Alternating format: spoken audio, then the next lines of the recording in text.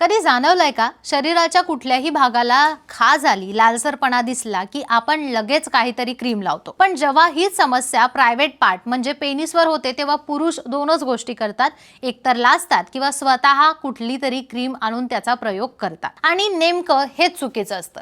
आज आपण पेनिसवरील फंगल इन्फेक्शनवर बाजारात मिळणाऱ्या क्रीम्सची माहिती, त्यांच्या किमती, त्यांची क्वालिटी आणि कोणत्या प्रकारच्या क्रीम्स कोणत्या परिस्थितीत वापरल्या जातात हे सगळं काही डॉक्टर उमेश मुंदडा यांच्या अनुभवानुसार जाणून घेणार आहोत.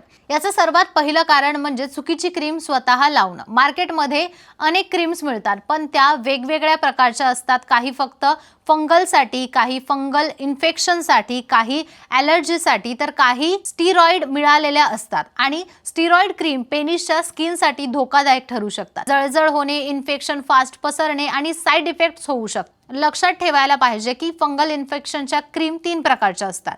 पहिला प्रकार म्हणजे अँटी फंगल, जे स्किनवर झालेले फंगल वाढीला थांबवतं. या क्रीममध्ये टर्बिनाइफाइल, क्लोरिओमाझोल किंवा मायक्रोझोल यासारखी घटक द्रव्य असतात. मेडिकल स्टोअरमध्ये मिळणाऱ्या या क्रीम्सची किंमतही साधारण 60 रुपये ते 150 रुपयापर्यंत असते आणि क्वांटिटी साधारण 15 ग्राम ते 25 ग्राम एवढी असते. या क्रीम सामान्य फंगलसाठी वापरल्या जातात,